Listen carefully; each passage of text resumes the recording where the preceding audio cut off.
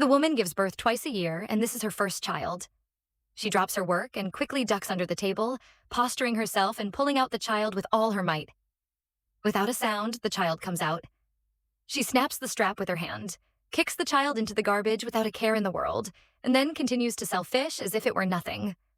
A customer comes in to buy the fish and sees that the woman is weak.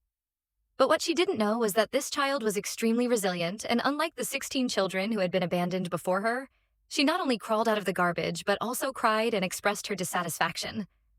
The crowd gathered around her, and they realized that the voice was coming from under the table. In order to punish the woman, they tied her to the footstool and directly to the table. He was sent to an orphanage without his mother's care. He grew up well here very quickly. He was 5 years old. By then, he had a very sensitive sense of taste.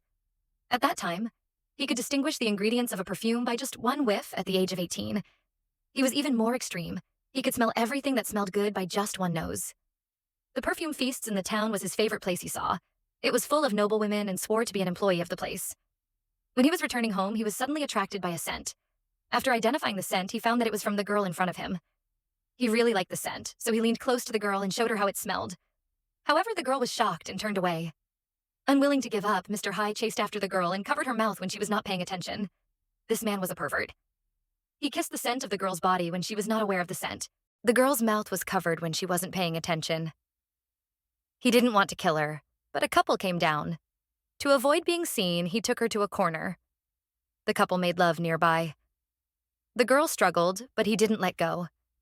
After 10 minutes, the couple left, and the girl was silent. He regretted it, knowing body odor fades after death. Looking at her, Mr. High didn't give up. He undid her clothes and embroidered greedily. At home, he couldn't sleep, wondering why the scent vanished so quickly. The next night, he went to a perfume store seeking answers. To get the job, he called their perfume garbage and claimed he could make a better scent.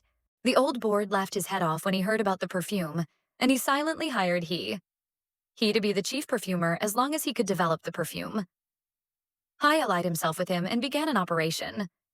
He poured 2 different perfumes into the same cup, then put the lid on it and shook it vigorously. With the help of High, the old board made a good living, and he told him how to preserve the scent. Rumor had it that there was a place called the City of Fragrance, where a technique called oil and grease leaching was practiced, which could preserve one's scent for a long period of time. After listening to the rumor, High immediately became happy and loaded up her baggage and headed for the City of Fragrance. After a long trek, he finally came to this magical place. But then the target man knocked her out from behind, then cut off all her hair with scissors, then wrapped her up in a grease-stained gauze, and after soaking her for 7 days and 8 nights, the grease absorbed her fragrance. Then she took a sickle and scraped all the grease from her body, and then squeezed the grease into a basin. Then she squeezes the fat into a basin and roasts it over a 3-measure steaming fire for half an hour. Hee-chan takes a drop with his finger and puts it to his mouth for a kiss. Damn, it's really intoxicating, but he's still not satisfied.